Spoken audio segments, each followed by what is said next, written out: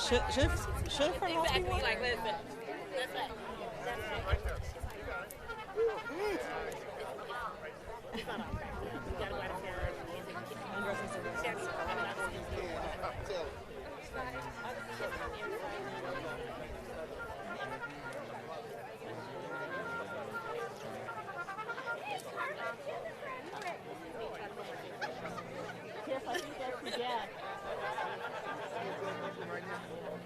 Right there in the break. My grandbaby graduating.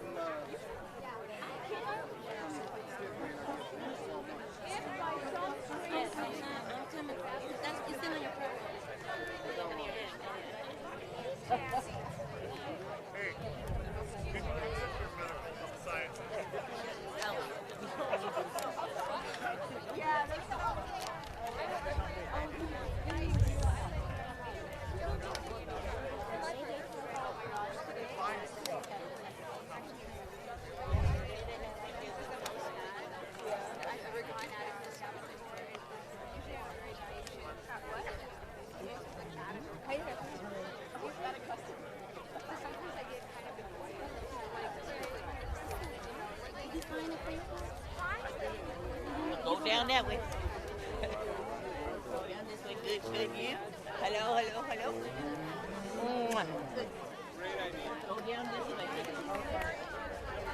Always these 2 rows. Thank you.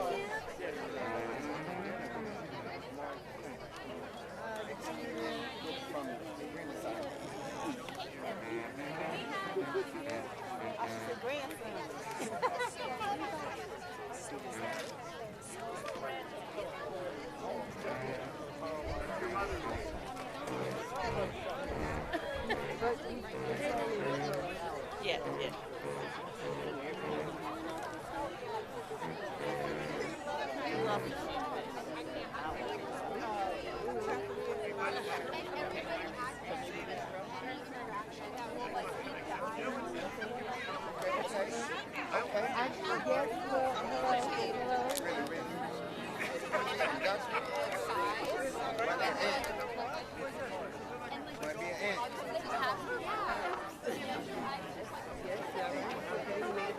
I'm sorry.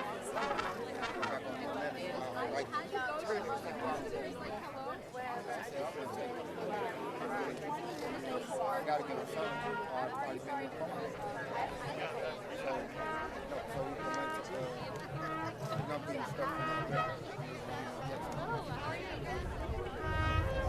I'm so sad. My sister graduated. I'm gonna be crying. Just a shot. Just you know I got the ready. And I got this stuff worked on. And it stopped me in my track. What is that?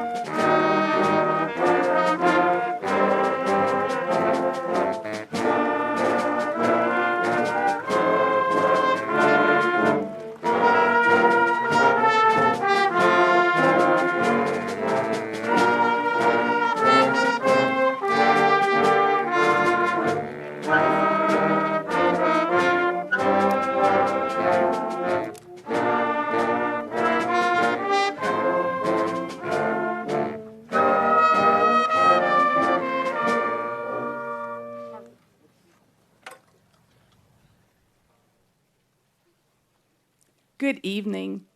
On behalf of the faculty and staff, we welcome you to the 44th commencement ceremony of the Gregory School.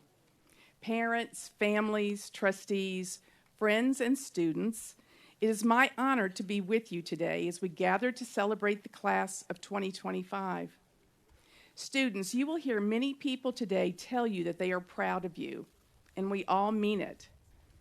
You've worked hard to get to this place. This may be the end of your journey for high school, but what happens next is a new beginning, and it's full of possibilities. Just know that you don't have to have all that figured out right now. Life has a way of unfolding in beautiful ways that will be filled with challenges, joy, some tears, and lots of decisions. Remember that you also have the gift of time. With hearts of gratitude, I hope that you will remember to thank all of those who've helped you in this journey.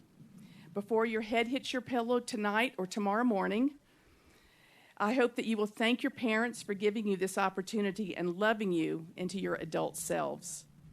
And remember that no matter how old you become or how far away you go, you will always be ours.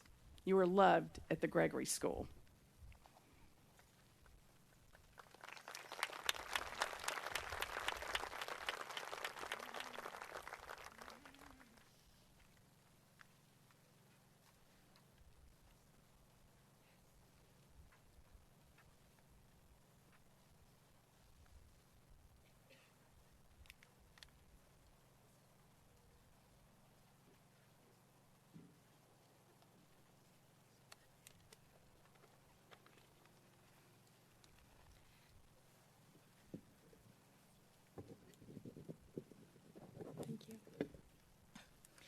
First and foremost, welcome to 2025 Commencement, everyone.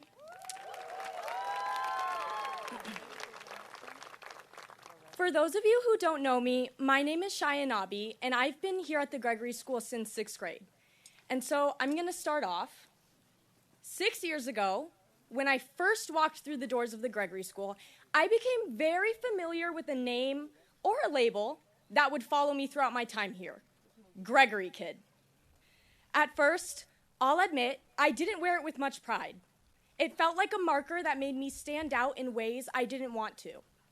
You know, when people asked me where I went to school, I'd get that subtle pause and that half-laughing look, as if being a Gregory Kid was something strange.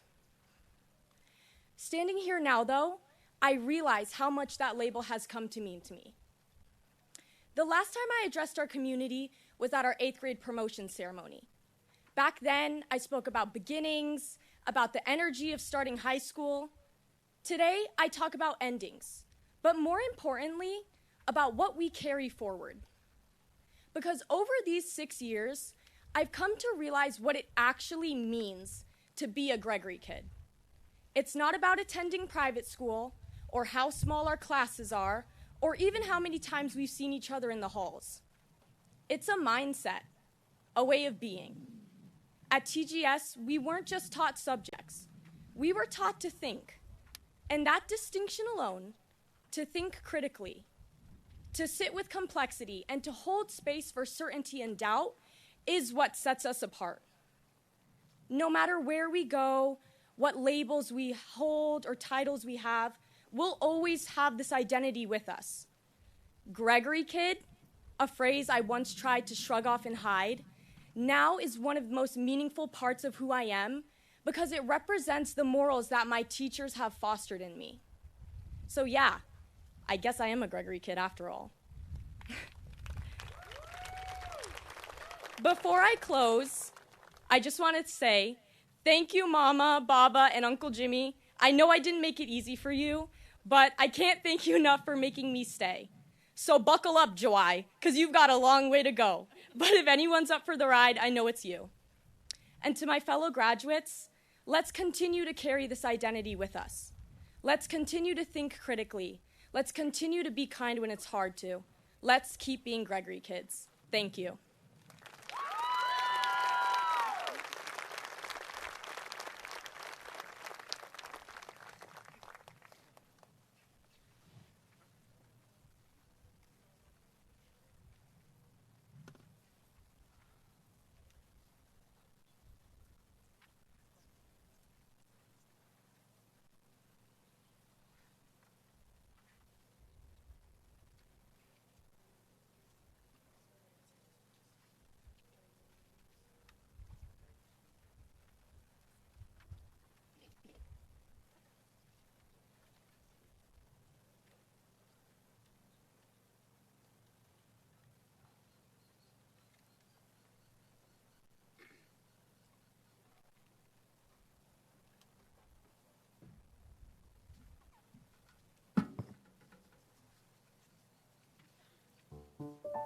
So before I begin today, I'd like to thank administration for giving me the opportunity to do this.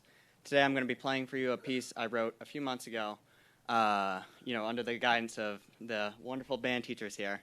It's called This Time, and I'll save you the whole spiel about, the importance of each decision I made in the piece. But I think the most important thing is I hope you enjoy.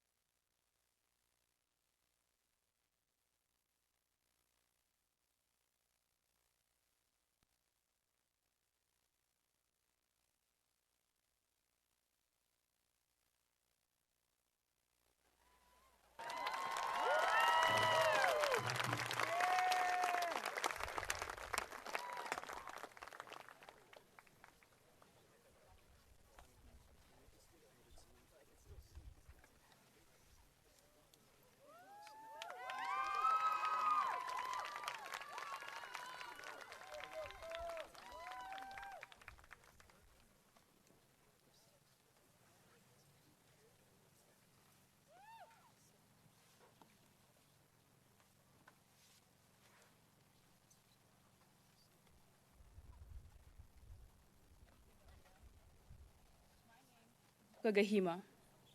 First, I'd like to thank God because without him, I wouldn't be the person you see standing before you here today.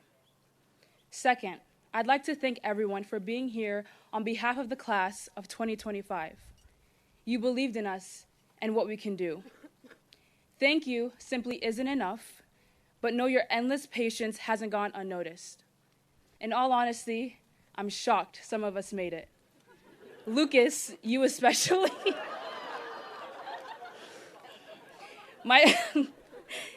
My first day at the Gregory School was August 16th, 2021. I was 13 years old, and my biggest concern was whether or not my first day outfit would help me fit in at a school I was foreign to. Every first day, there's an all-school assembly. That year, all 330 members of the school made their way to the gym, and before I could sit, I recall my first thought being, wow, there are so many white people. My cousin Ken was in front of me, and I could tell he was singing the exact same thing. On the way home, I told my father about the assembly and my fears about the next 4 years. He first laughed, then told me to stop being ignorant.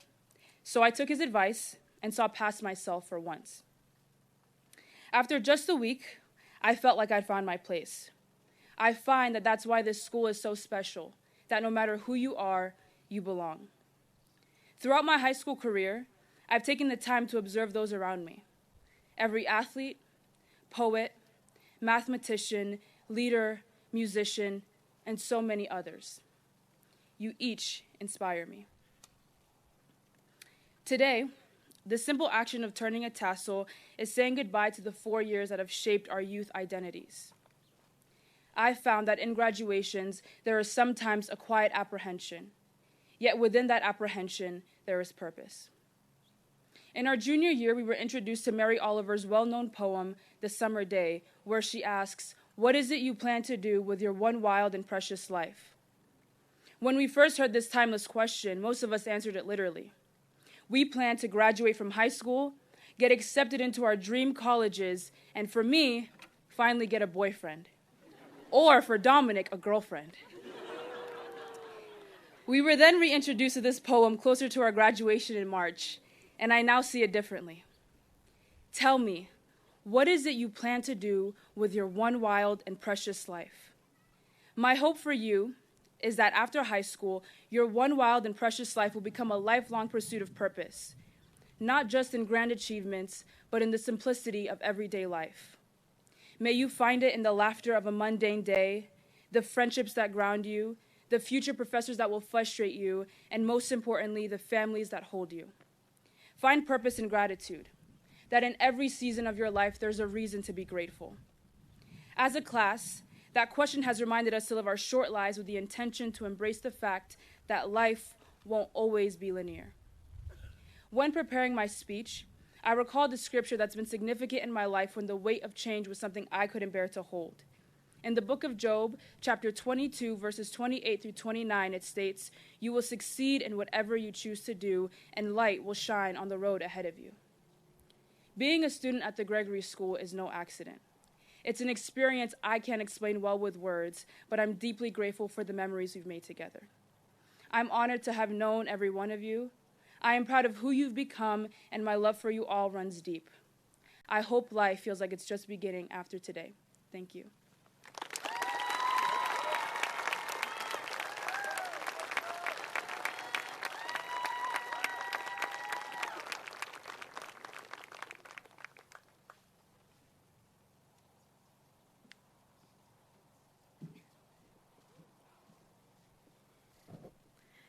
Good evening, everyone.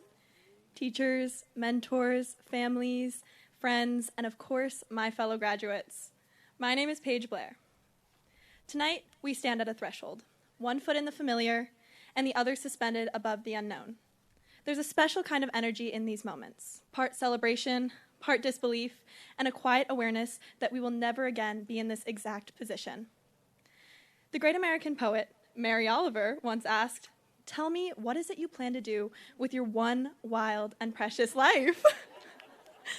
Her words simple but striking, and her question not one of careers or achievements, but rather intention. She speaks of the ways in which we choose to live from this moment forward. The temptation on a night like tonight is to look backward, to gather all that we have known into our arms and hold it close. Yet life, in its infinite generosity, does not ask us to carry everything. It invites us to let go, to now loosen our grasp on certainty, to trade comfort for curiosity, for what is a life if not a series of thresholds crossed and ambition? If not a collection of moments when we dared to step into rooms where we knew no one, spoke truths we were afraid to name, or risked being misunderstood in the pursuit of something greater. It is easy to believe that tonight is a conclusion, to weigh commencement down with nostalgia, but the truth, the thrilling, terrifying, electric truth, is that we are just beginning. We are, each of us, a story whose first chapter is still wet with ink. So let us not ask ourselves what we will be, but rather how we will be. And perhaps that is precisely why Mary Oliver's words resonate this evening, not as a challenge to map out our futures, but as an invitation to live them with deliberate wonder. What is it you plan to do with your one wild and precious life? Maybe, just maybe, we're not meant to have an answer right away. Its power lies in its patience and its willingness to let us evolve into our response. I stand up here not with clarity, but with questions, not with certainty, but with the quiet hope that knowing will provide me with a sense of freedom in the coming years. To carry that uncertainty not as a burden, but as evidence that we are still becoming. And maybe that is the point of a question like Mary Oliver's, not to demand a plan, but to awaken something, to remind us that life isn't waiting for us to be ready. It's waiting for us to be present, to meet it with wildness, with wonder, with the precious understanding that we are allowed to shape our lives slowly, deliberately, and sometimes messily. We are allowed to become. So let us give ourselves a permission to grow at our own pace, to fail gracefully, to stumble towards something that might not even have a name yet. Let us be ambitious not in our goals, but in our compassion and in our imagination, in our ability to see meaning where others might not. Life is not a linear path or a list to check off. It's a series of awakenings. It's the choice again and again to live with intention, to love deeply, to listen well, to remain soft even when the world is not. So as we cross this threshold tonight, may we do so not as those who have everything figured out, but as people brave enough to begin anyways. Congratulations, class of 2025. Your wild and precious life awaits.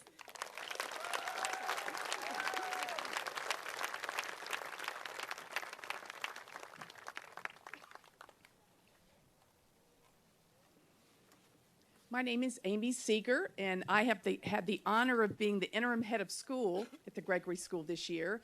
And this next part of our ceremony is particularly special and something that I have not seen before. Our presentation of diplomas is perhaps one of the best reflections of the Gregory School's commitment to the education and development of each student through strong student-faculty relationships. Each student had an opportunity to list 4 faculty members who they would like to introduce them at graduation. Tonight, one of those faculty members will deliver remarks they have specially prepared for that student. Before they receive their diploma, to begin, I would like to welcome Josh Dickinson to the stage.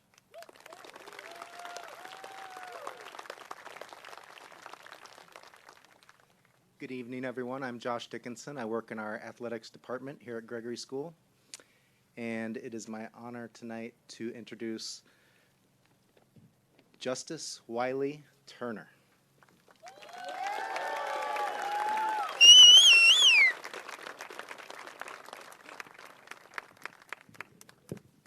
Thank you.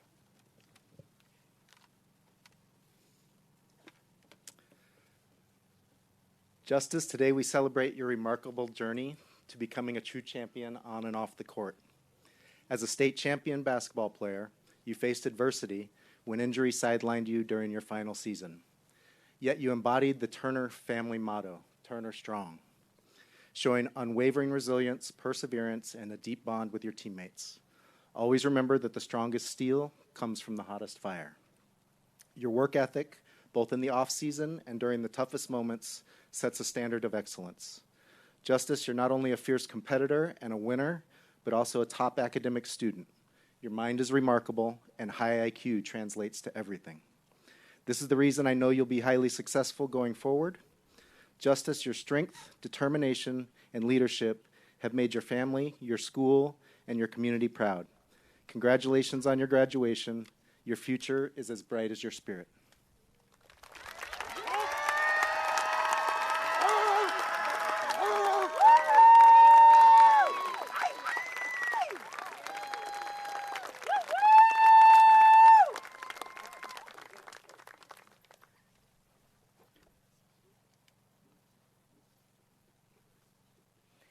Hi, I'm Amy Clashman, and I'm a member of the language department. And tonight, I'm introducing Jasmine Beltran, Jasmine Beltran.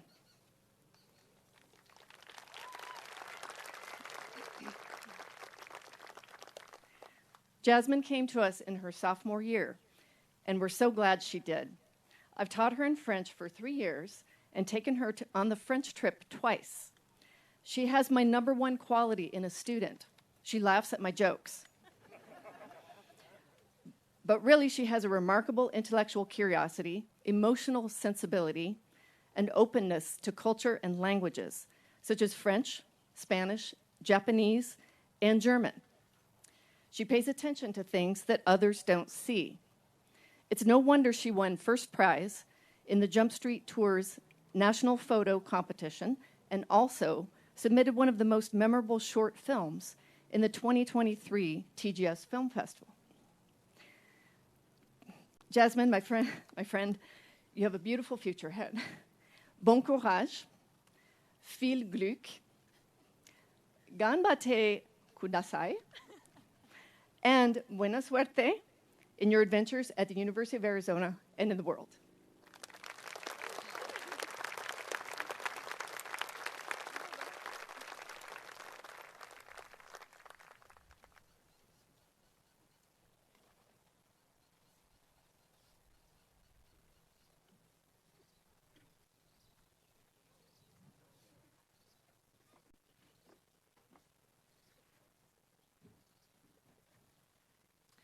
Good evening.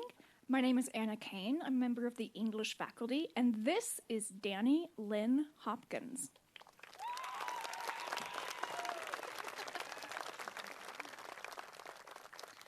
So this semester, I've had the distinct pleasure and privilege of ending each day with Danny's independent study on Russian literature.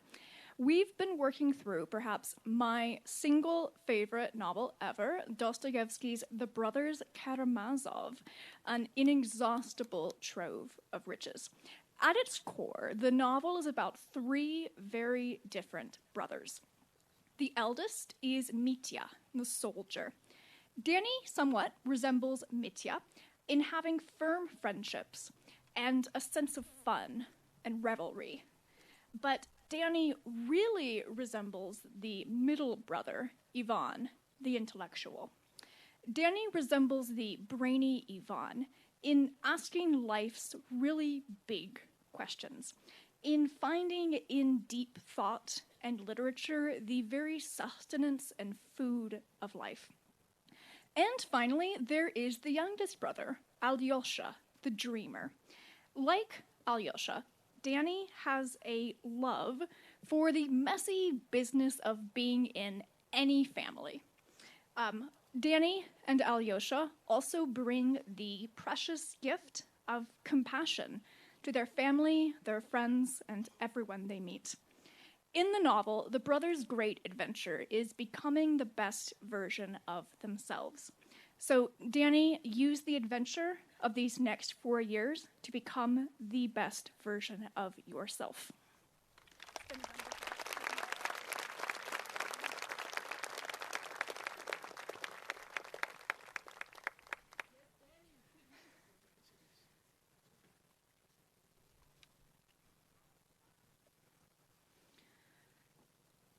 John Charles Mayer.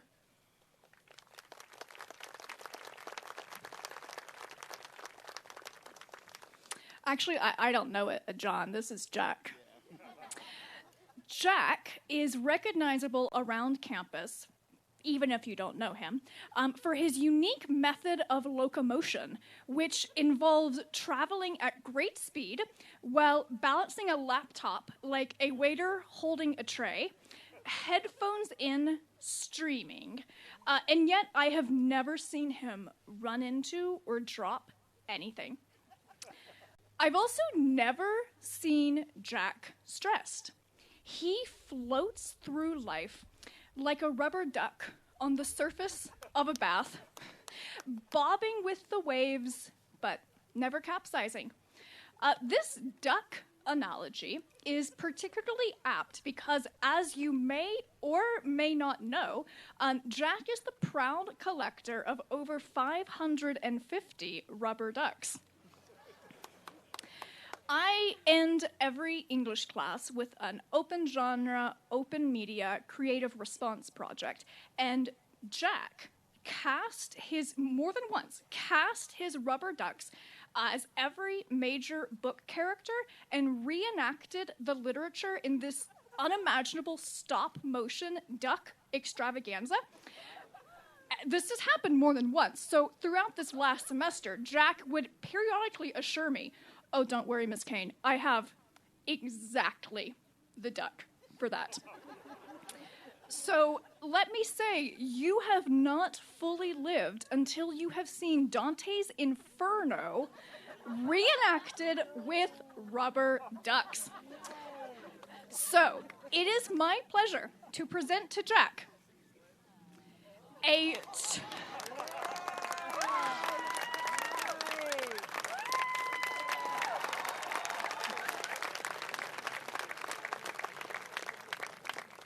This is a 2025 graduate rubber duck autographed by all of Jack's teachers so that TGS will have a permanent home in his collection.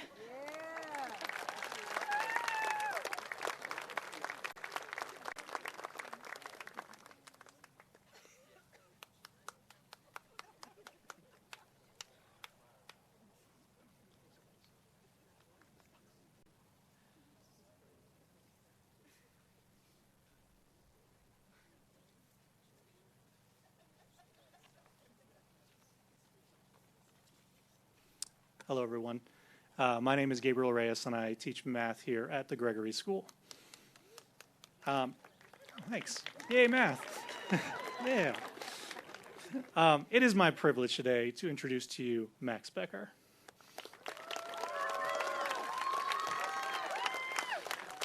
Max, who is the sole recipient of this year's Science Award and the co-recipient of this year's Photography Award, has been my student since I started here at the Gregory School a few years ago.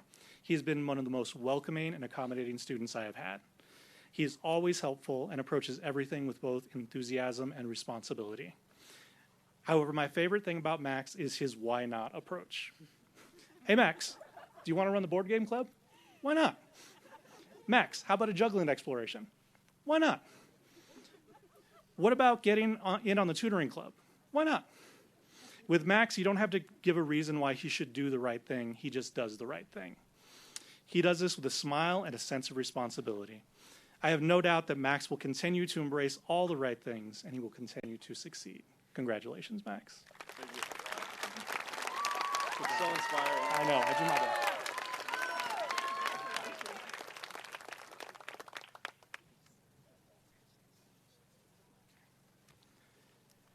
Once again, it is my privilege to introduce to you Emile de Bruin Yapis.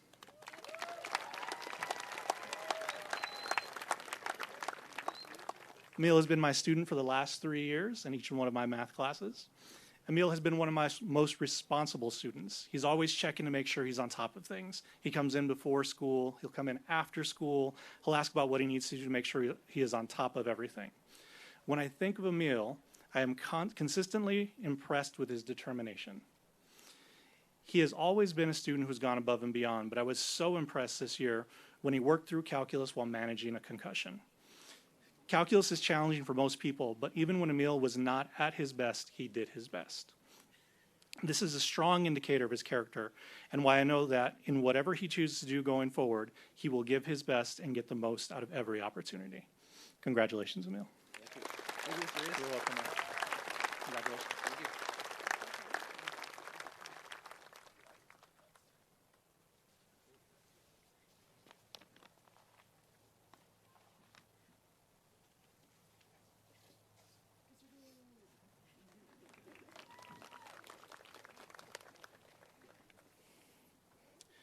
Hello, my name is Chris Fressalone, and I'm a member of the music faculty here. And I am privileged to present Isabel Sofia Aragon Morales.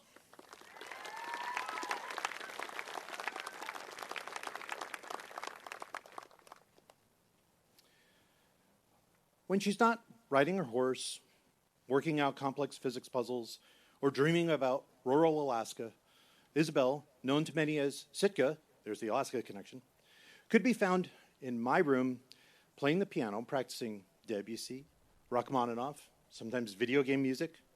Upon my arrival, though, the music would always quickly shift to some new improvisation of heart and soul. You know the tune.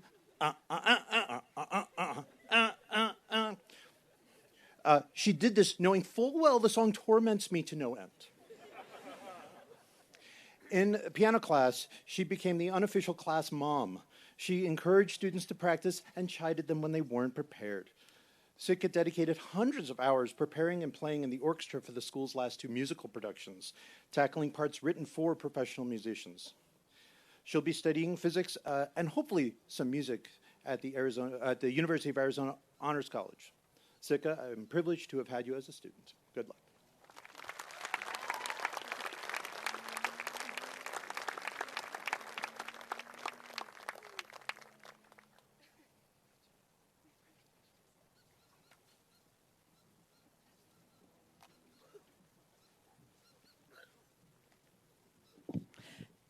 Hello, I'm Lisa Bodden, and I'm a member of the Fine Arts Department. And I'd like to present on the stage, live and in front of you tonight, Julia E. Yellett.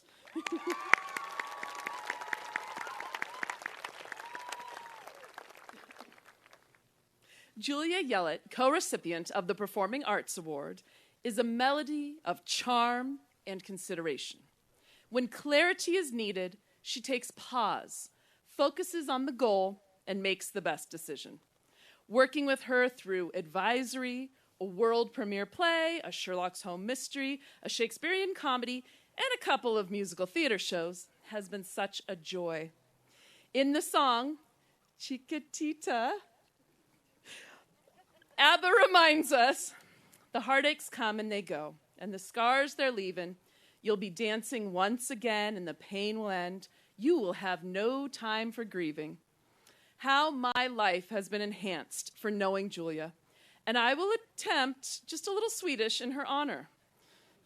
Du är en bra vän, you are a good friend. I'm not even going to try the next one, but I will miss you, and du är bäst, you are the best. Jag kommer sakna dig. I will miss you so much. So you are the best. Thank you for the music.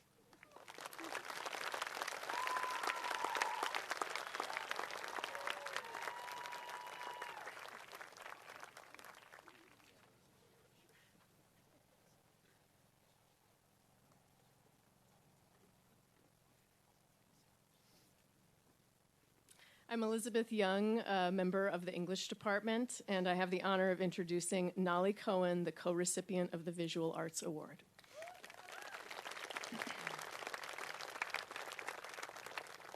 Nolly found her voice at TGS, and we lucky ones got to listen.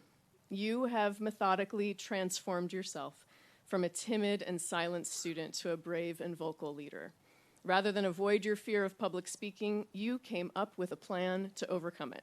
It involved asking at least one question every class, sitting next to someone new every day, and writing down your most important thoughts before speaking them. Your junior year, you set a new goal to polish your public speaking skills, so you became a writing center tutor. If this wasn't enough, every Friday of your senior year, you became the lead teacher of a creative writing class called the Writer's Notebook. You wrote over 40 pages of curriculum this year, and you led your peers through dozens and dozens of literary discussions. In finding your own voice, Nolly, you have unintentionally paved the way for others to discover theirs. Here's to all you've achieved and to all that lies ahead.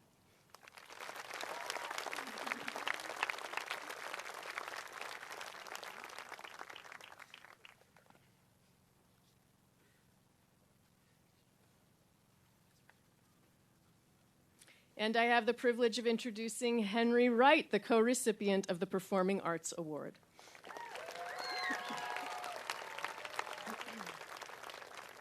Henry, you were the first member of the class of 2025 that I met under the freshman Ramada 4 years ago at orientation. Who is this cool kid? I remember asking.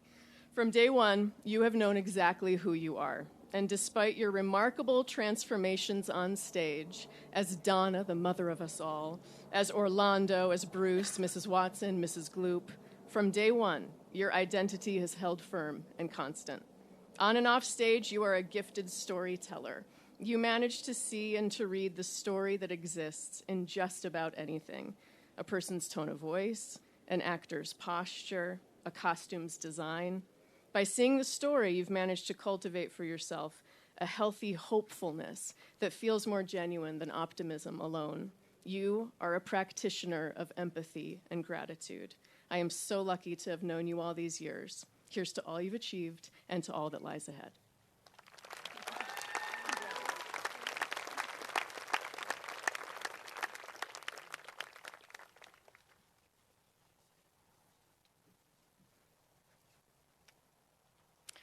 I have the honor of introducing Ryan McLamara.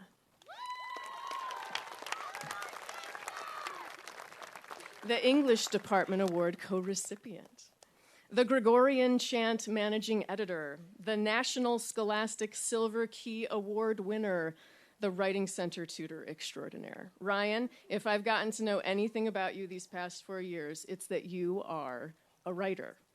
You agonize over sentences. You love words. You pay attention to the world. In a short, dazzling piece titled Alaska, you wrote, "Words are bare and blinding under the summer sun, ants burning under a magnifying glass. Without the night, I am both the magnifying glass and the ant, overthinking, understating, honest." Ryan, you have that rare ability to be an objective observer and a fully engaged participant. And we, your lucky readers, get to experience and understand life more clearly because of you.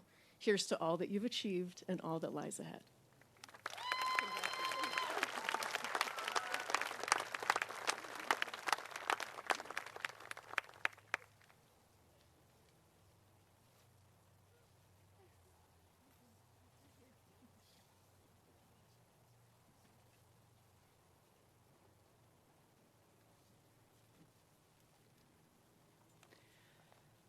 Hello, I'm Christy Carlson. I teach in the Fine Arts Department. And tonight it is my pleasure to introduce Virginia Catherine Kimmy Hay.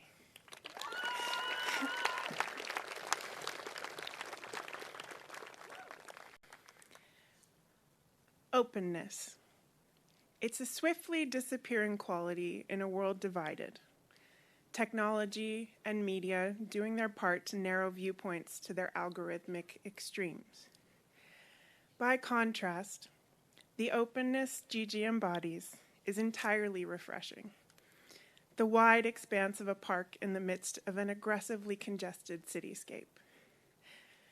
Over the 4 years I've taught her, she has shared of herself both through her words and her art, and encouraged it of others in turn. No small feat in a room that attracts the shyest of students.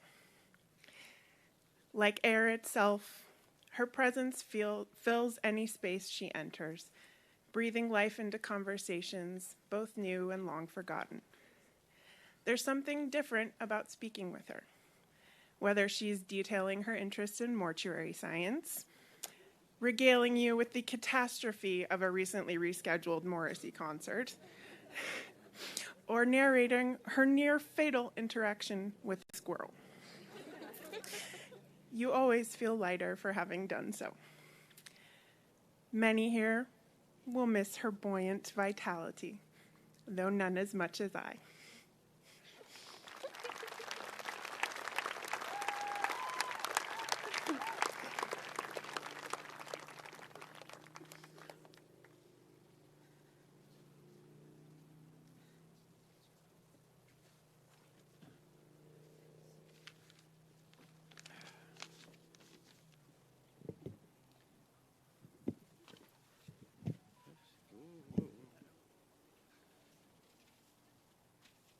This is a large print version. Get to a certain age, you gotta see these things. All right. I am Jim Carlson. I'm her father. And I've been teaching a little bit of Latin, coaching a little golf here for the past 34 years. And it is my distinct privilege and honor to introduce Mr. Ethan Thomas Todd.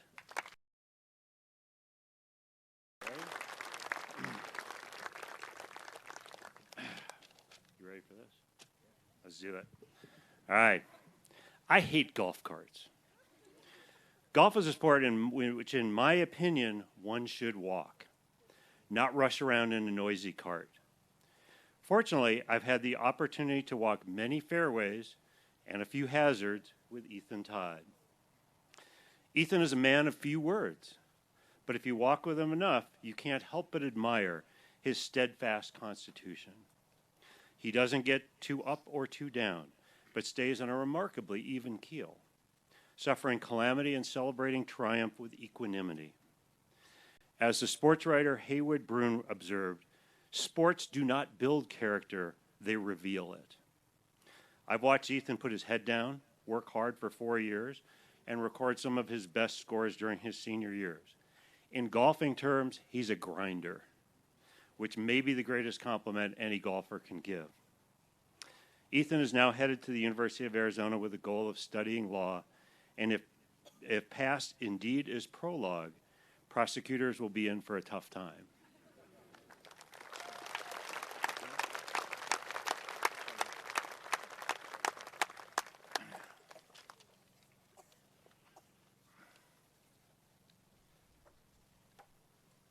It is my distinct pleasure and privilege to introduce Sabina Caroline Cohen.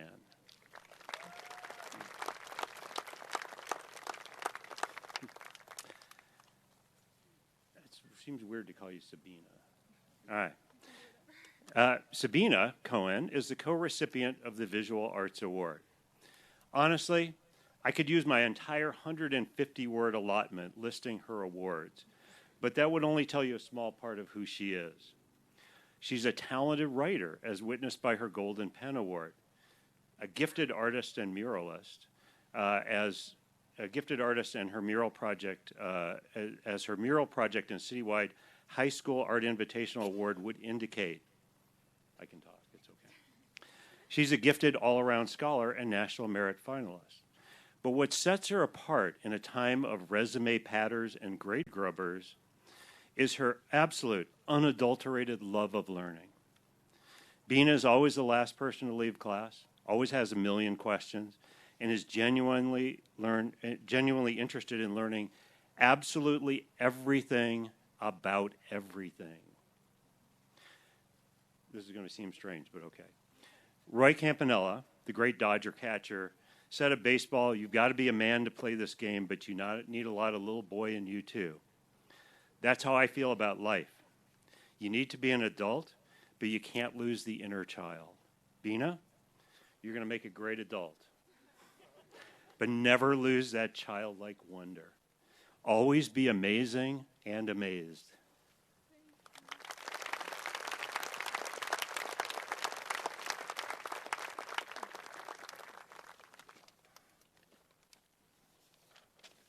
You ready? It is my distinct honor and privilege to introduce Addison Kate O'Brien. Yay! I can join in on that. Every day for the past 4 years, Addison O'Brien comes into advisory and asks me how I am. And she really wants to know. In a world sadly lacking in empathy, compassion, and quiet dignity, Addison possesses all of those traits in spades.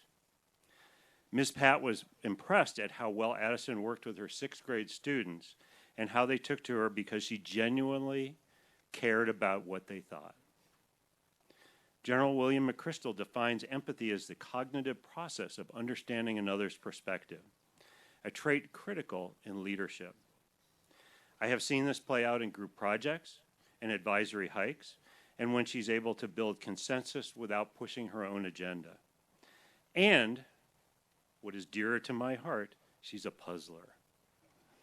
Over the past few years, we have compared notes on Wordle, Connection, and the New York Times crossword puzzle. Next year, Addison is headed to Oregon State University to study environmental science, and she will bring her empathy, compassion, problem solving, and leadership skills to tackle seemingly intractable problems.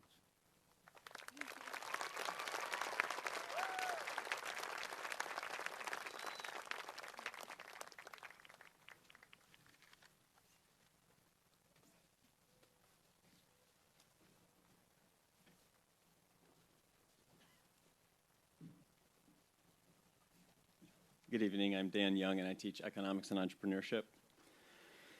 It is my pleasure to introduce Avery Johnson.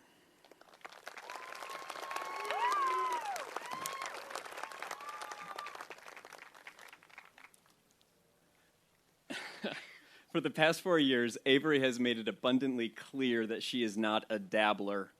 She doesn't just dip a toe or give it a whirl or sample. If there's a thing, Avery is all in. If it's Sunny Angel Hippers, Avery is pursuing a complete set and you'll hear about the latest acquisition. If it's an entrepreneurship pitch, Avery plans to win and God's help anyone in the way. If there's a Buc-ee's gas station nearby, Avery will stop, buy the t-shirt, and FaceTime the economics class from the shop. And if the advisory is playing Just Dance, Avery has a change of workout clothes ready to go because unlike you, she's not there to just dance. She's there to win. The list goes on. Harajuku fashion subcultures, Splatoon, Animal Crossing, anything worth doing is worth doing with an obsessive's eye towards completion. Avery, we will miss your devotion and best of luck in Utah.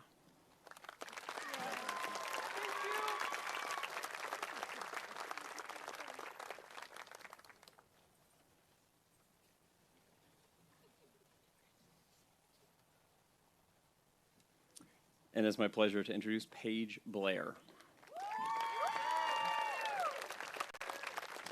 I'm ready. Paige has built an impressive high school resume. Honor rolls, honor societies, Stuco offices, philanthropic presidencies, internships, and lifeguarding. However, after 4 years together and by reading between the lines, a fuller picture of what Paige has accomplished emerges. She's maintained close, dear friendships across thousands of miles and remained loyal to a long-defunct advisory. Her junior year, she walked into the first meeting of my econ class and said, "Mr. Young, I took micro over the summer and I am so excited about this class." Words rarely ever heard in an economics classroom. In a crowded theater, she watched her Canva pitch deck crash. She took a breath, told a joke, and then ad-libbed a story about how SmartSpot could have helped her find her lucky shoes that morning.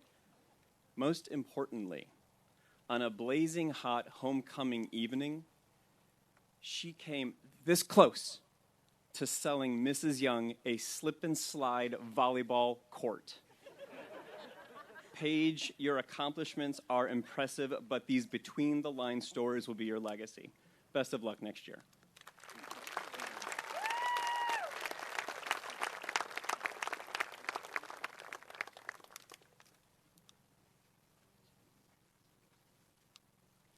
And it's my privilege to introduce Maria Daniela Duke.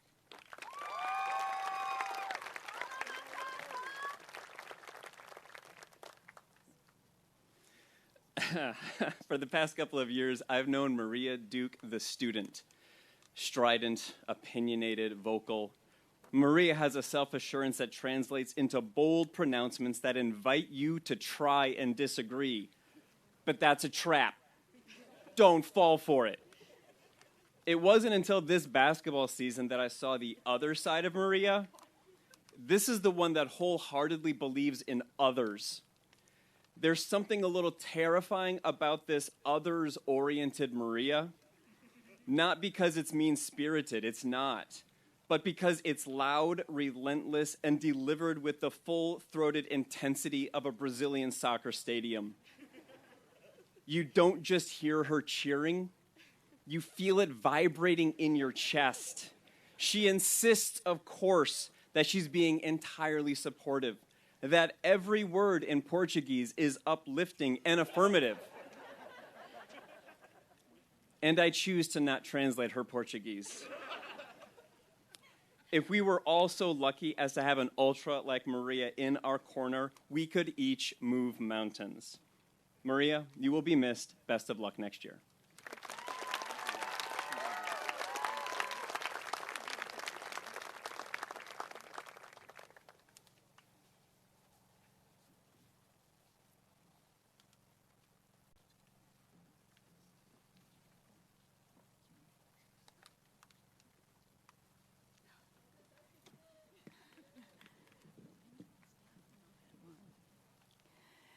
Good evening. I'm Carrie Eskison. I'm the Director of College Counseling, and I am very, very happy to introduce Aiden Thomas Bularo.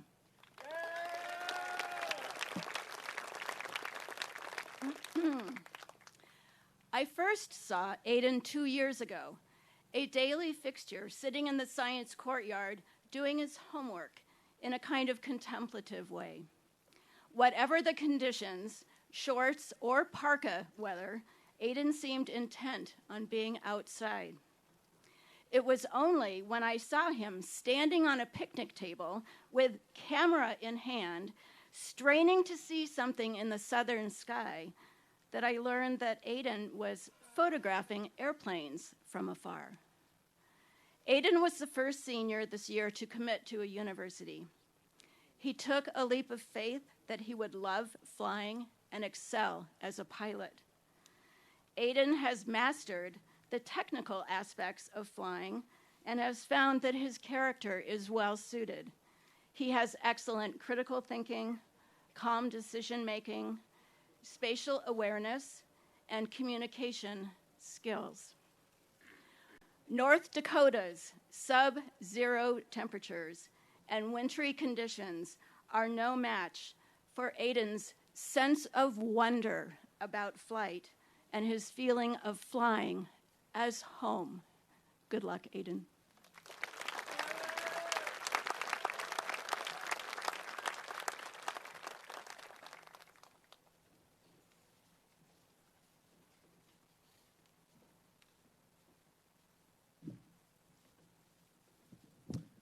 Hello, everyone. I'm Colin Seabach of the Science Department. I have the distinct privilege of presenting Samuel Ellis Jacobson.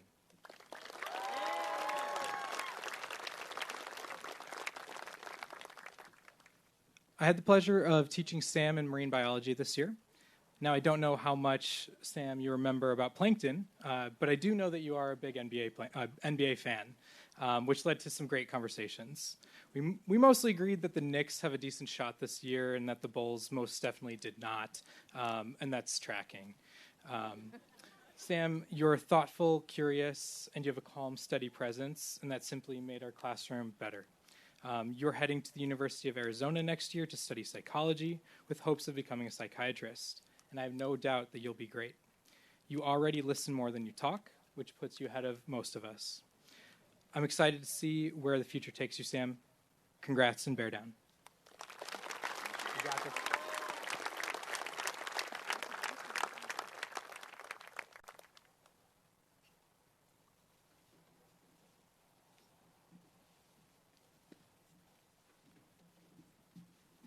Good evening. My name is Kelly Thompson. I'm a middle school teacher, but I coach upper school cross country and track, and that's how I know Braden Lockaby. Braden ran cross country and track all 4 years of high school. That's a lot of training runs, calisthenics, races, meets, road trips, and general good times. Braden embraced it all with good cheer. Anyone who knows Braden knows he's a good guy and gracious about his business. Another thing that he's particularly good at is racing his mountain bike, and that's why he's not here tonight. While most TGS students plan on attending college come August, Braden is already attending the professional mountain bike racing circuit in the U.S. full-time. He's in Nevada as I speak, involved in becoming a professional mountain bike racer, and I wish him all the best.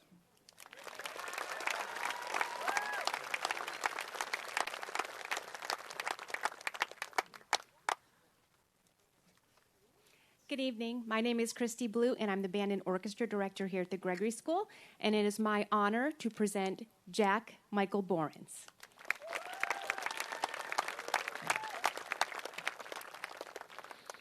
People say teachers don't do it for the income, they do it for the outcome. Since working with Jack, I've witnessed remarkable growth. A student who once struggled to read music earned second chair in the Southern Arizona Regional Honor Band. One who constantly misplaced his sheet music took the lead in organizing our entire music library. A former class clown transformed into a role model. These are the outcomes that matter. At the beginning of last year, Jack jokingly described himself as a budget version of another TGS student. Jack, you were never a budget version of anyone. You've always been the deluxe model of yourself, unique, driven, and capable. You should be incredibly proud of all you've accomplished, including being named this year's Music Award recipient. I'm confident you will continue to thrive in the Honors College at the University of Arizona. Best of luck on your next chapter. You've earned it.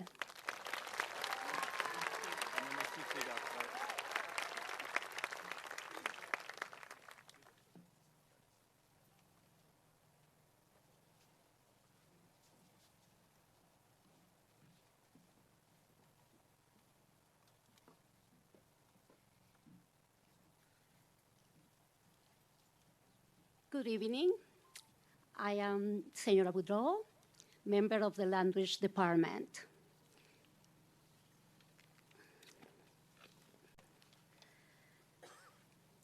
This is Anthony Alexander Temple Gutierrez.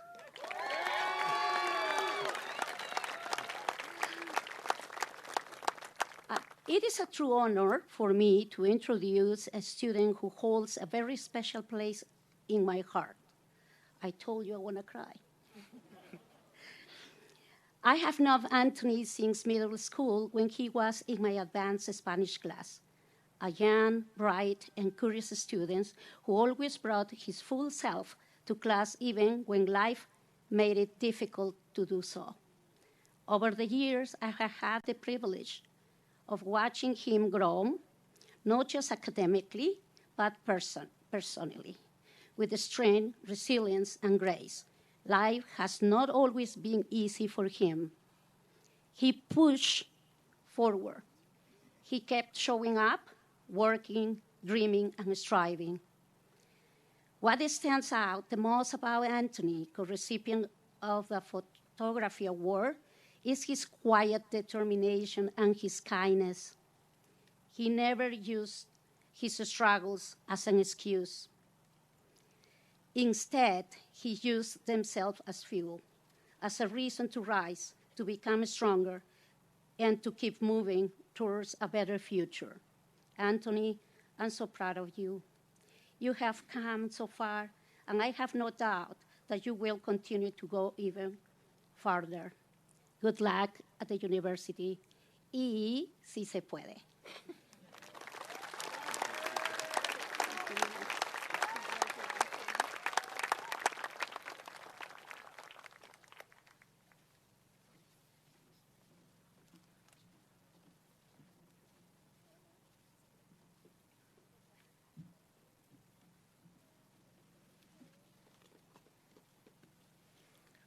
All right. Hi, I'm Xavier Zaragoza. I'm a part of the athletic department, and it's my honor to introduce to you Star Ikamba.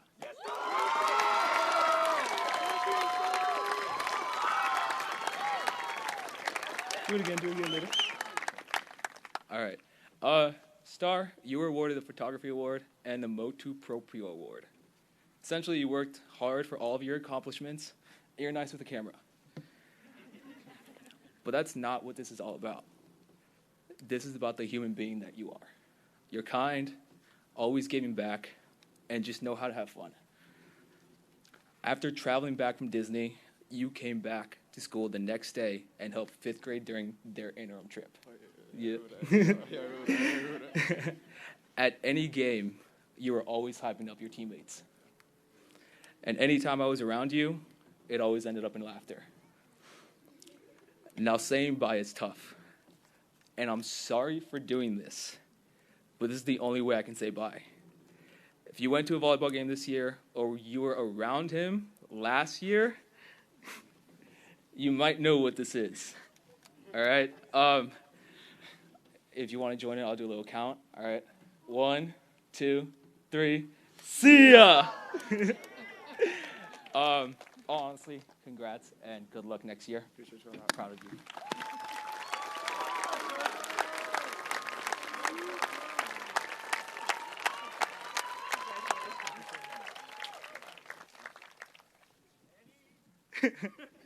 All right, next, it's my honor to introduce Ken Gobble.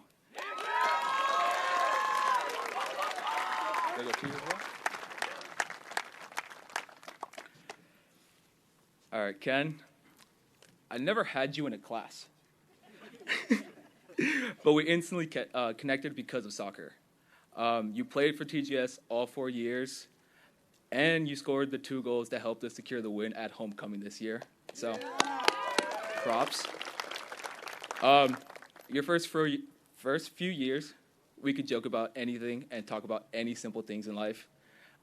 We would 1v1 in basketball and soccer. I'll admit it, you did score on me. I'll give you that. But as your senior year started to approach, our conversations matured. You shared your goals for what you wanted for college and after college. I cherished every conversation we had because I saw the man that you were becoming. If I could assist you one last time, here's my advice. The U of A is a bigger campus than TGS. So you might want to pick up the pace when traveling to your classes. Congrats, Ken, and good luck next year.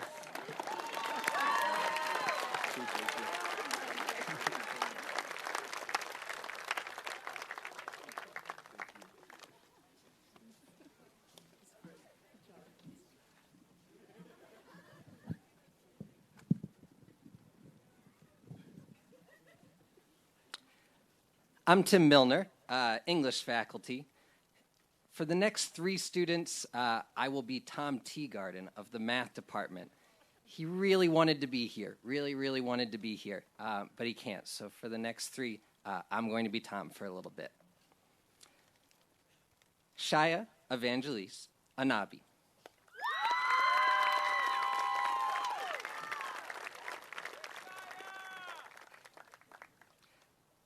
I read a quote the other day that said, "Work hard today means success tomorrow." Shaya Anabi stands before us tonight as a paragon of success. Her hard work in and out of the classroom, her determination and her grit have propelled her to excellence at the Gregory School. She is driven, loyal, and compassionate. It should be acknowledged that not only is she a first-rate student, she's an exceptional daughter and sister. Her work outside of school in the field of pain management and mitigation will aid her as she embarks on a journey into the study of medicine at the University of Arizona. We wish Shaya Godspeed, and we recognize that she is destined for greatness.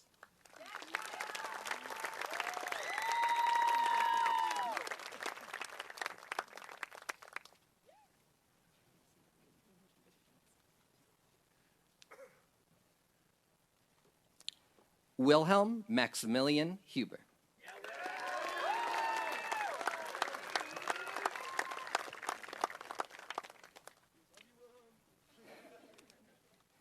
He loves you too. Wilhelm is a curious, intelligent, and talented young man. He quietly and subtly leads by example. He has been an excellent complement to the Gregory School. As he departs from us to further his studies at Pima and then to the University of Arizona, we recognize his many talents: scholarship, self-reliance, mountain biking and the mechanics of biking, piano, trombone, music in general, and in scouting activities like hiking and camping and skiing. Thank you, Wilhelm. We wish you the very best in the future.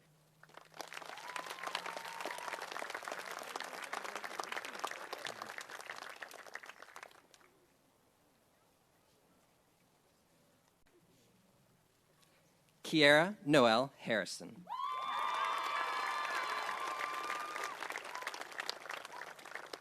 This young lady is truly one of a kind.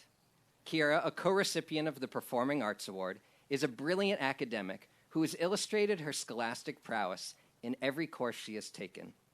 She is a gifted thespian who imbues a love of the arts.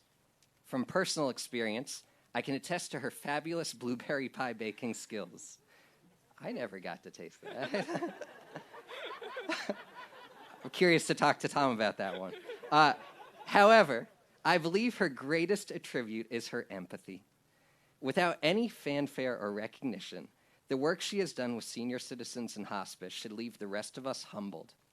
The Gregory School community, and our community as a whole, are much better places due to the presence of Kiera Harrison.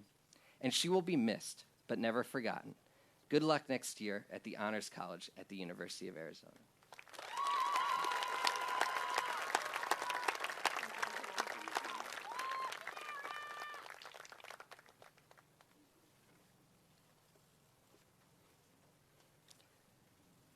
Okay, now I'm Tim Milner, English department, class of '07. Addison, Brooklyn, Tees.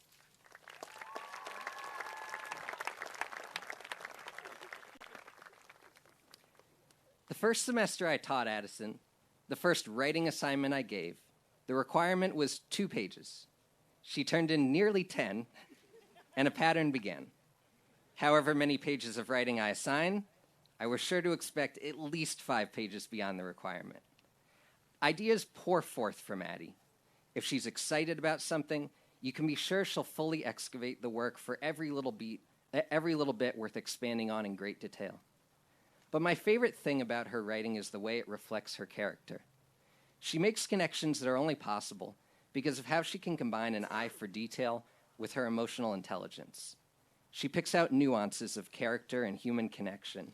She brings real-life understanding to her work, enforced with empathy and maturity. Addie, bring that heart into the world. Don't hide it. We need it.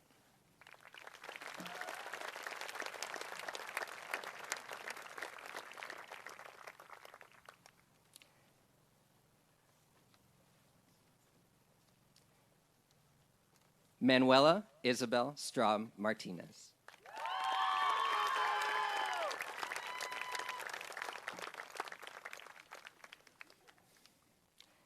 Manuela started in my journalism class a very quiet freshman and finished as an accomplished editor-in-chief, a vocal leader who is more accomplished in the design elements of the Gregorian chant than any student I've had previously.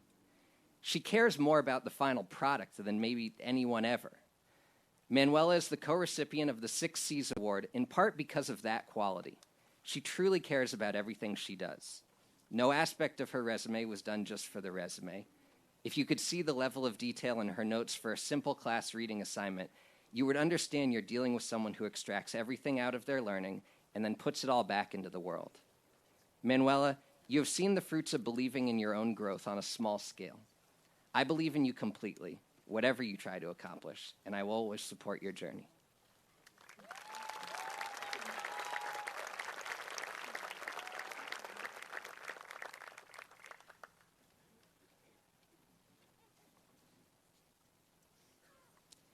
Brendan Matthew Ritchie.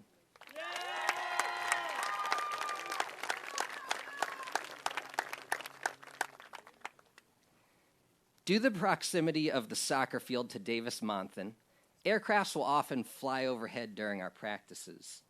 When this happens, Brendan will take a very quick glance up, and without missing a beat or breaking focus from our drills, tell you precisely what type of aircraft is above us.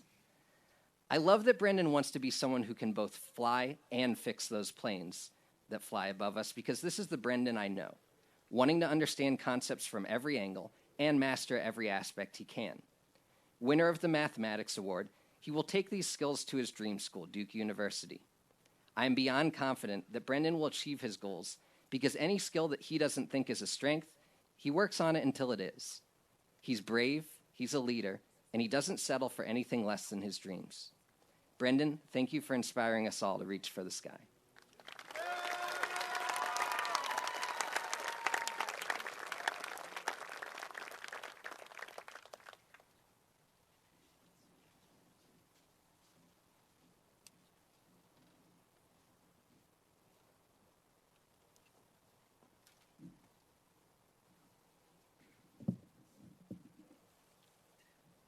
Good evening.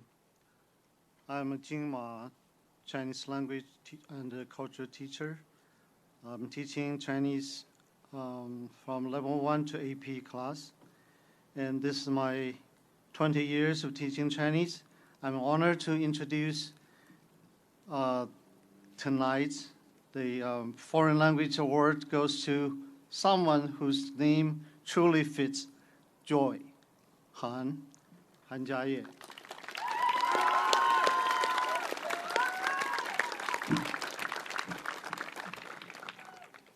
In Chinese class, she's smart, strong-willed, and just a teeny bit competitive. Admit she's wrong? Rarely. Admit the AP Chinese exam was easier? Absolutely. way easier than our practice.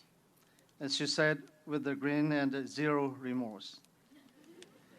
Joy lights up the classroom, reciting poems, singing Chinese songs, and even having tongue poetry battles with her teacher. As we'd say in Chinese, 她是课堂上一道亮丽的风景线. She's a bright and beautiful presence in class. Honestly, if we handed out trophies for most dramatic poetry duos, she'd have a shelf full by now. And she's also co-leader of our Tai Chi club, and where she makes Chinese culture fun and welcoming for everyone. And at home, she's a big sister, a driver, a helper, and sometimes the boss. As the poet Li Bai said, 长风破浪会有时，直挂云帆济沧海. With the wind in my sails, I will cross the great seas. Joy, we cannot wait to see where your joy takes you next. Congratulations.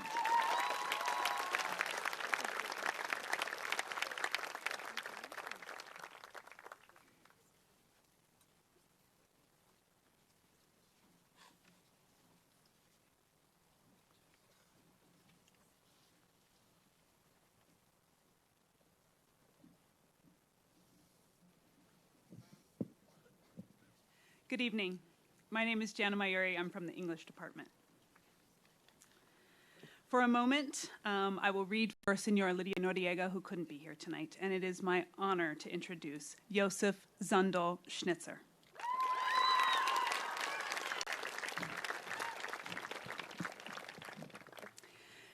Josef has impressed us all with his intellect, his drive, and his heart.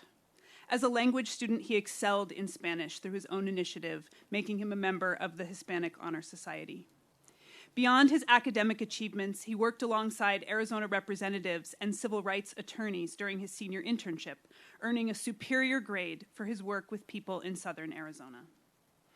Always avid to learn more, questioning assumptions, and seeking a more equitable society, his curiosity and drive to understand complex social issues make him the recipient of the Social Science Award, which is presented to that senior who demonstrates a well-rounded understanding and creativity across the social sciences.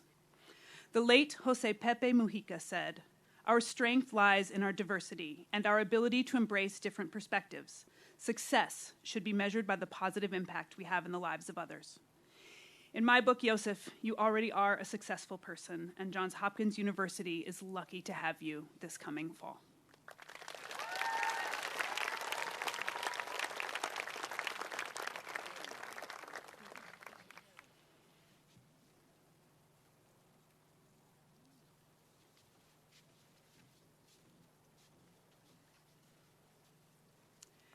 Next, I would love to present to you Eusebi Ukulikiyezu de Montfort.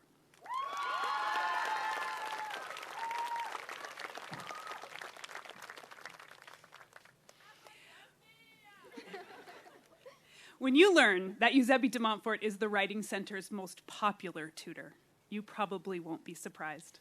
She's been a Poetry Out Loud finalist multiple times. She scored a prestigious neuroscience internship at the U of A. She's a thoughtful and funny listener. She writes like a dream. But you might never guess that English is not Eusebi's first language, but learned as a shy kindergartner after she moved to Tucson. Eusebi's academic brilliance exists not despite her language journey, but because of it. Her multilingualism fosters cognitive flexibility, remarkable communication skills, and a deep empathy for anyone working on the twists and turns of language. Eusebi, Audre Lorde wrote, "If I didn't define myself for myself, I would be crunched into other people's fantasies for me and eaten alive." I've loved watching you define yourself for yourself, and I wish you the endless freedom of redefinition as you move forward.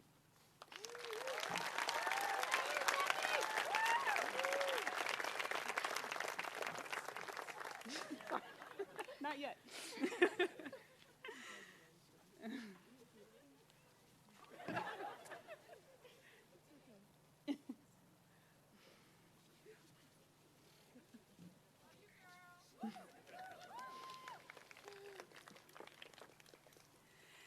Next, I would like to present Caitlin Kaotang Saavedra.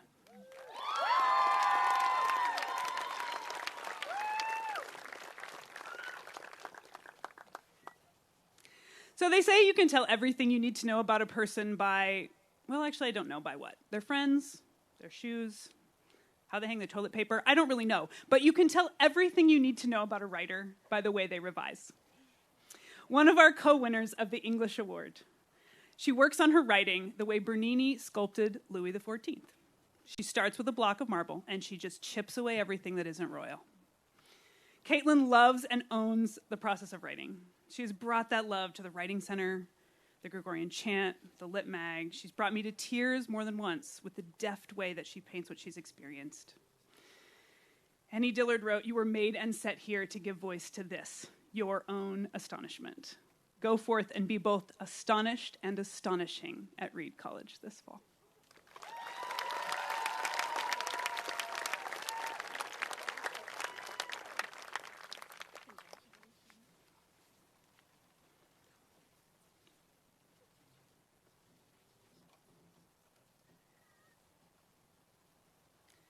And finally, I'd like to present Rose Maya Pisetsky.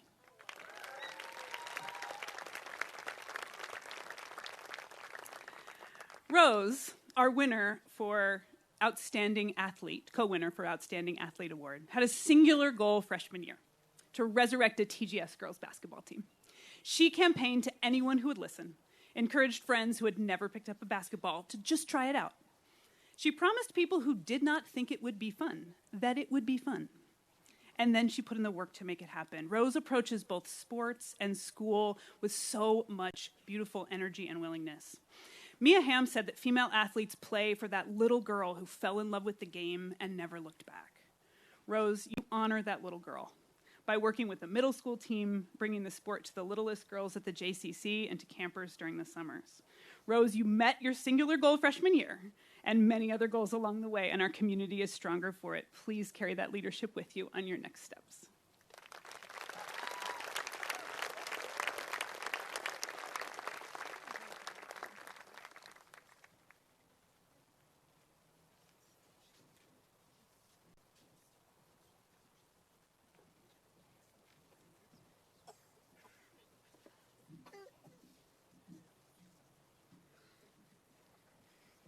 Good evening, everyone. I'm Sean Wevel, and I teach in the social sciences. Maria Jose Anaya Enriquez.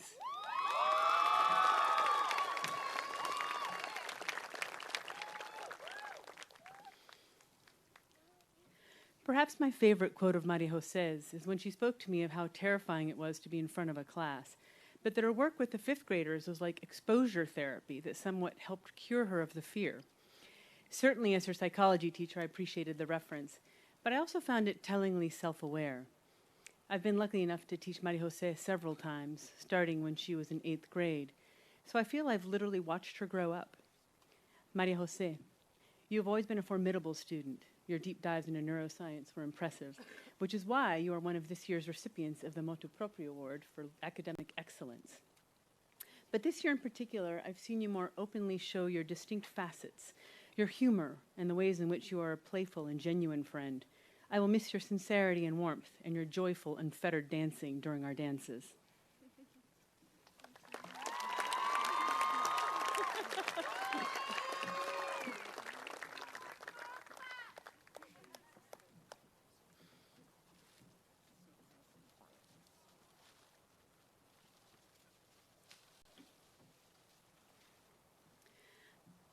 Lucas Escalante Clemens.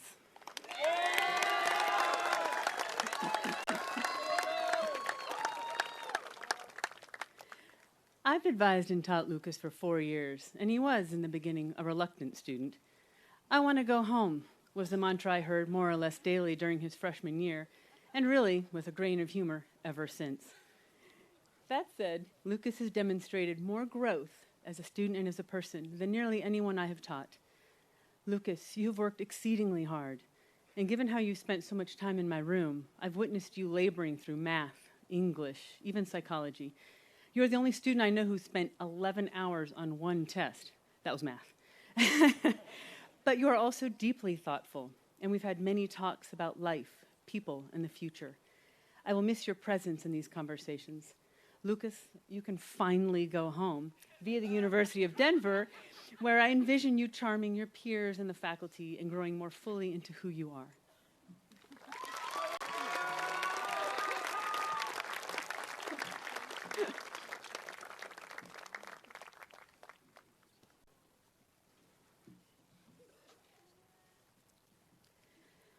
Sydney Jane Sunt.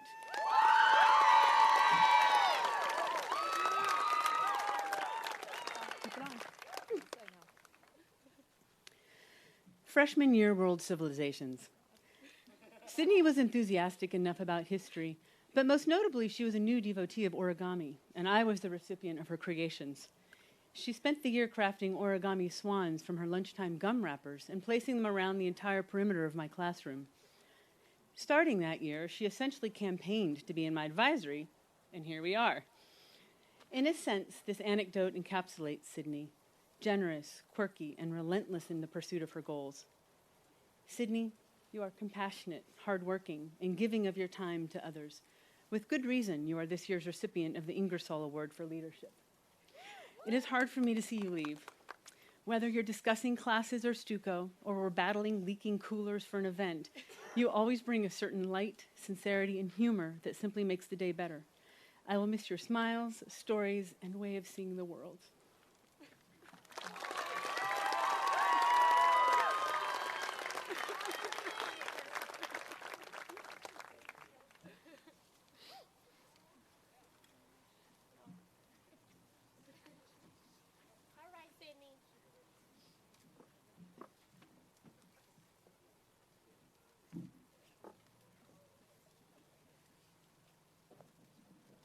Good evening.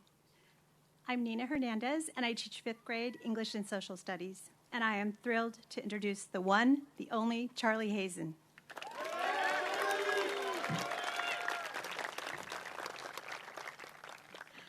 One privilege of being a 5th grade teacher at the Gregory School is this. I get to witness a student's full arc of growth. One day, a 10-year-old student is sitting in your classroom. Then, seemingly in the blink of an eye, we find ourselves beneath the vast and luminous Tucson sky, awaiting the moment when that same child, now older, stronger, and wiser, walks across the stage to receive a handshake and a diploma, a symbol that they are ready to begin a new chapter in their story. Charlie Hazen, we met 7 years ago when you came bouncing into my classroom like Tigger. You had an unforgettable, mischievous smile and an infectious enthusiasm fueled by what I can only describe as untamed curiosity. Your first question was, when is recess? That question turned out to be a perfect introduction to who you are. Because as I've come to know you, Charlie, I've realized that for you, there can never be too many recesses. Not because you're avoiding work, well, maybe a little, but because you live fully in the moment and never miss a chance to celebrate life, daily, loudly, and with heart. And Charlie, in the interest of getting you to read more this summer, I have prepared a longer version of my speech for you to add to your summer reading list. I'll be seeing you in the Telluride Mountains. Yes, thank you.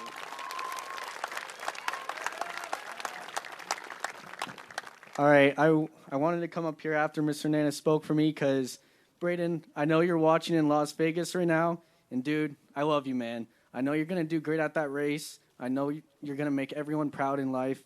Do your thing, man. I love you, dude.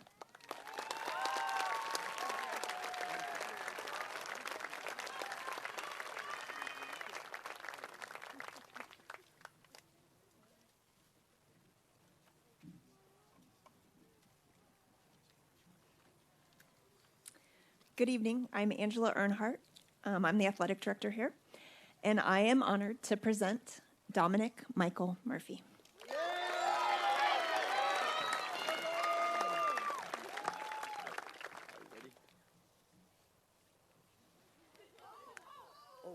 Wait. Yay! Let's go! I let him win. There's never been a day in the last few years when Dominic hasn't walked into the gym and yelled, "Coachy!" with such enthusiasm and happiness that I always have to smile. Having my own personal hype man is pretty special. But being a true hype man isn't just about energy, it's about heart. Dom is the first to notice when someone's having a tough day and the first to offer a kind word or a helping hand. Dominic has a way of making everyone feel included, seen, and valued, whether you're a teacher, a new student, or a friend who just needs a little encouragement. This is one of the many reasons Dominic is co-recipient of our Male Athlete of the Year award. As he graduates today, we know that Dom will continue to be a hype man for the world, a champion of kindness, inclusion, and joy at TCU. The future is brighter because of his energy, and we are all better for having shared these years together. Congratulations, Dom.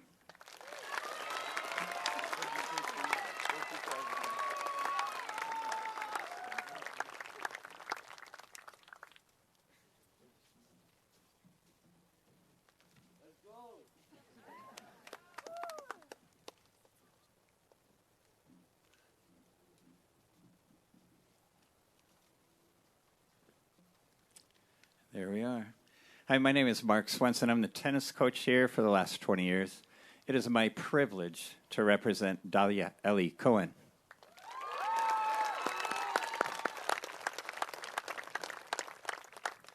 If you're familiar with Dahlia, you're familiar with her ever-present sunny personality, disposition, and radiant smile. Dahlia was a member of the volleyball team, but she made her mark as a 4-year starter on our tennis team. Dahlia, are you familiar with Martina Navratilova? Just say yes, Dahlia. Thank you. Martina once said, whoever said it doesn't matter if you win or lose was probably someone who lost.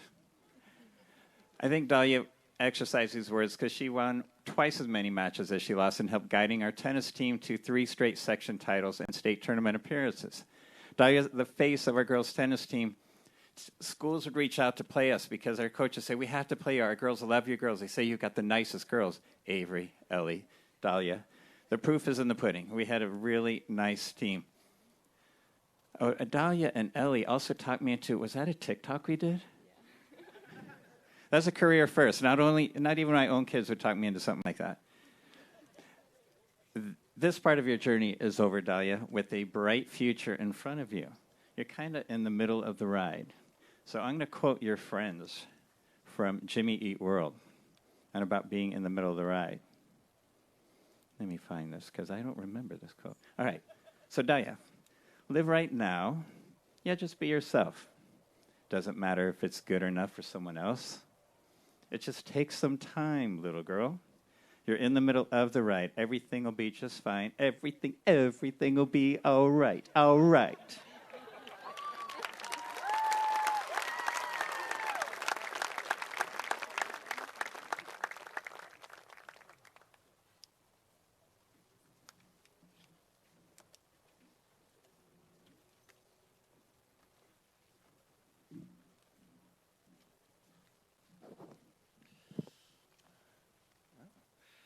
I'm Steve Krause. I teach in the math department.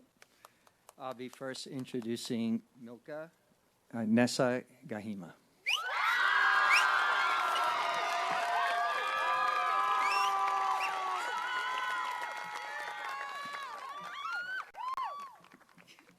I was listening to your speech closely, and you said linear. I paid attention. That's math. Milka, you feel so deeply, and your sense of duty and commitment to task is inspirational. It is truly an honor to be with you here tonight. I researched my email archives. I have 58 messages from you related to math since August of 2023. I upgraded. Remember, there was a new one? And yeah. It was 57. Yeah. Each notification is a soul-bearing exposition requesting either help, mercy, or forgiveness. You have to understand, I admire the way you just put yourself out there with a pure heart and without judgment. Milka, you see us, our intentions, our convictions, and our love with eyes wide open. Milka is a caregiver She's already a certified nurse's assistant, a credential she worked very hard for through JTED in simultaneously negotiating her senior year here at the Gregory School. Milka's longitudinal goal is to be an RN. I have no doubt that you will accomplish that and live an extraordinary life in that caregiving position. Milka is also the co-recipient of the Motu Proprio Award. That award is an honor that's given out to our students who exemplify accomplishment through intelligence and curiosity and determination and perseverance, but really it's about grit. And if you know Milka, she's got plenty of that. We're very proud of you.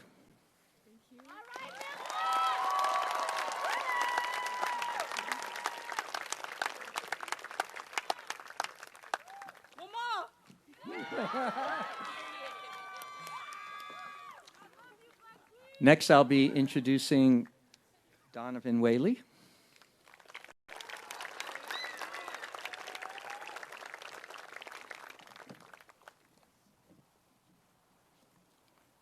How are you doing, Donovan? Doesn't say much, except for the 500 plus times he greeted me before advisory with, "Hey, Mr. Krause," or in the morning of every first day of the week of school, "Hey, Mr. Krause, how was your weekend?" Donovan is kind. He hasn't even been a student in any of my math classes over the 4 years we've been together, but we've known each other through advisory. But without even trying, Donovan has mentored me. He emulates a quiet but highly observant existence, tolerant and respectful towards all. I had many favorite memories with Donovan. I ran a handful of them past my wife at home and said, "What about this one?" She goes, "Well, what else you got? What about this one? What else you got? What about this one?" I go, "Oh," she goes, "That's the one." So here's the one that I selected. About 2 weeks ago, I began my classroom purge, mostly Star Wars collectibles. Donovan was perched in his usual location at the back of the room. I have a desk back in the back there. He's sitting up there. And he wanders up to my desk. And on my desk, I have this sound box that when you hit it, it does the blowing up of the Death Star from the episode 4. And I said, "Take it. It's yours." And then Donovan was Donovan. He says, "I don't know, Mr. Krause, it just doesn't seem right taking that." And I said, I want you to have it. Will you at least think it over?" And he said, "I will." And that made me really happy just because he's so humble. I want to just give him something that I know that he would remember this experience with. And of course he did. He came back for it. But it's just been a pleasure to know.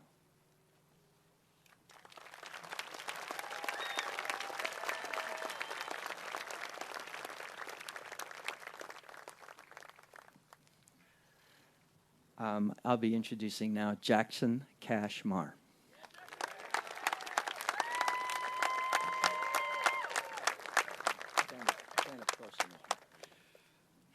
So Jackson and I, and several of you out there, you know who you are, we've been together since 6th grade. I was a middle school advisor, and then one year I was asked, we need more upper school advisors, will you do that? I'm like, sure.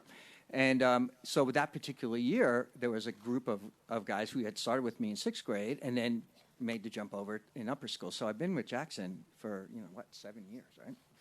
So we started together in 6th grade when he was just 11 years old, and he's grown a little bit since then. After 8th grade graduation, he was over on the middle school field. His close friend and a friend of other kids in the advisory, but particularly Jackson, Chris Chang, was moving back to China with his family. And what I remember about Jackson was he was so open about being willing to project his sadness during that difficult transition. And it was a rare public display of raw emotion from an 8th grade boy at that time, and it always stuck with me. He wears his heart on his sleeve. What he's passionate about, he puts it right out there. Jackson's personal growth during his upper school experience can be illustrated by his journey through the Friendly Pines camp in Prescott, Arizona. He started as a camper in 9th grade, went through counselor in training program after 10th grade, graduated to camp counselor in 11th grade, and will work this summer as a full-fledged wrangler in charge of 56 horses and a herd of wild beasts called children.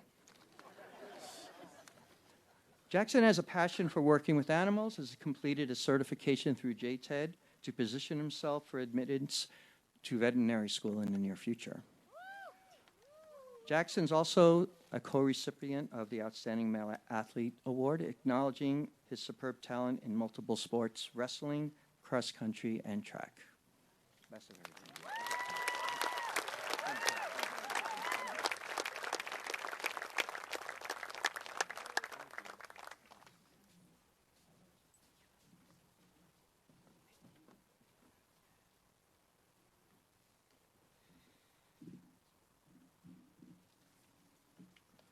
This is how the world works. When everyone is safely home, we come in to close up the gate. I'm Jeff Clashman. This is Braden McDowell. He's amazing.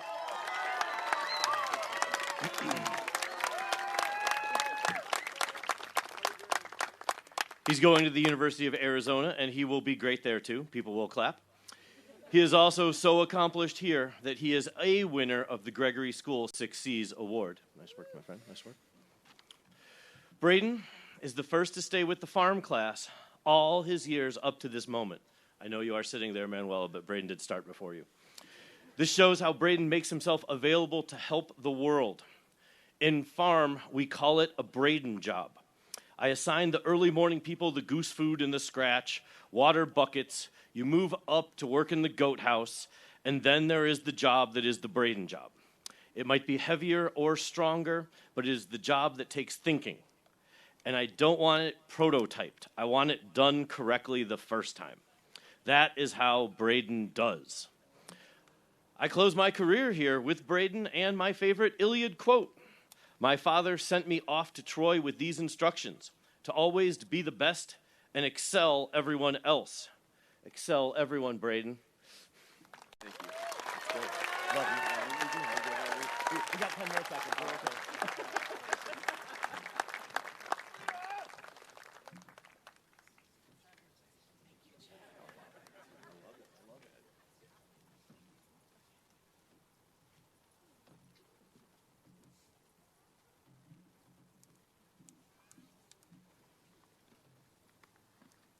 Good evening. Congratulations to everybody. We've grown up fast, grown close, and grown apart. Just as we've begun to understand who we are, it's ending. They say endings are beginnings in disguise, but they're also a reminder that something mattered. At Gregory, we were treated as scholars and friends. We were seen, challenged, and understood individually. That's an exceptional gift. Now, we're stepping into a world that feels less personal, more digital, more uncertain. We're surrounded by tools that finish our sentences, recommend our next move, and sometimes seem to know what we're thinking before we do. Cheating is easier than ever. Machines can simulate creativity, and social media is a primary outlet for socialization. But we're also entering a world of increased access to information, automation of dangerous tasks, and new forms of creativity. How do we find our purpose in a world where so much can be done for us? I'm Sabina Cohen. I want to share 2 tools I suspect we'll need in the coming years. First is our ability to think deeply. We have no known intellectual or imaginative limits. With current technology, we can easily find shortcuts in the thinking and creative process, but this bypasses the satisfaction of challenging our belief systems and discovering patterns amidst the unfamiliar. As an artist, I've been asked how I anticipate AI will devalue human-made art. Although AI is upending our understanding of valuable art, it won't erase our innate desire to create, storytell, and find an audience. When the camera was invented, artists worried we would no longer need traditional art. But art has never been just about the final product. Artists create for the process, and people appreciate artwork for their insight into the artist's mind. Like the camera, AI can be used as a tool to make creative expression more accessible. My dad writes lyrics and plugs them into an AI model that generates music in collaboration with the lyricist. I've talked about his potential rock stardom so often that Miss Mayori was debating with a mutual friend about the potential benefits of AI, and she argued, but Bina and Ollie's dad writes music with AI. It's fun to listen to his creativity, previously confined to a few chords on a guitar, vibrate through the speakers in our living room. When we use technology as a tool rather than a replacement for thinking, filling our creative wells becomes less daunting. So I challenge you to stray from the shortcuts, consider what fascinates you, and explore that subject, however challenging it gets. Our second tool is human connection. I get an unparalleled joy from dancing in a tight cluster of people at homecoming, feeling our shouts shiver down to our toes, from the progression of a conversation that begins as small talk and becomes a curious debate about whether we would make good presidents of the United States. From jumping into my bed and curling up into a cozy goodnight hug. Yet we spend so much of our lives blocking out one another's voices with music and headphones and feeling jealous about social media posts, so much so that we worry whether it would be weird to wave at a friend in the hall. One of the biggest risks that technology poses is substituting its virtual offerings for human interaction. Already we spend hours on our phones clicking between low-risk forms of entertainment and socialization. Tapping like on a social media post is less vulnerable than approaching someone with a compliment. Watching a 30-second video demands less time than reading a novel or watching an experimental film. But this immediacy, anonymity, and emotional insulation defeats the purpose of social interaction. Vulnerability is not a weakness. It's a door to deep relationships, to being part of something larger than ourselves. Relationships provide company in a world of uncertainty, shape who we are, and make life feel worthwhile. Love and play aren't distractions from life's purpose, but its deepest expressions. In isolation, we lose the ability to build on one another's ideas and the vulnerable but crucial experience of belonging. So I challenge you not to forget about the people around you in favor of what is easy and immediate on a screen. Thank you to the teachers who encouraged me to think deeply, taught me to write toward discovery, lent me books about architecture and nursery rhymes out of the blue, and gave me the confidence to raise my hand in class. Thank you to the staff who got to know me by name, smiled at me even on my quiet days, and made every corner of TGS feel like home. Thank you to the students who showed me what friendship can be, squeezed onto the tiny trampoline in my backyard just to talk, played on the swings at my elementary school playground all these years later, and worked with me in entrepreneurship and on the Lit Mag, which because of you became professional level passion projects. Our futures are more uncertain than many graduating classes, but we're prepared. With mindfulness, optimism, and gratitude, let's take the long way, together. Thank you.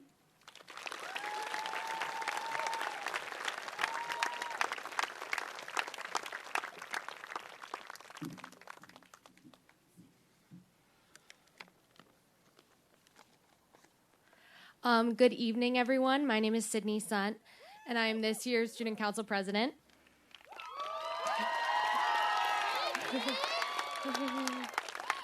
I've had the incredible privilege of calling the Gregory School my home for the past 6 years. As this ceremony comes to a close, I want to pause and reflect on the people that made this journey possible. To our friends, our families, whether you're here with us tonight or cheering us on in spirit, thank you. Your love and encouragement have shaped us into who we are. To every member of the faculty and staff, thank you. Your dedication, unwavering belief in us, and compassion are the reason we are here today. You have touched each of our lives, and I will forever be grateful for you. From the bottom of my heart, thank you. With that, now I ask the members of the class of 2025 to rise from their seats for the turning of the tassel. We are standing now to symbolize the transition from one chapter to the next, from high school students to graduates. This is the first step of our new chapter. On the count of 3, please join me on moving the tassel from the right to the left. 1, 2, 3.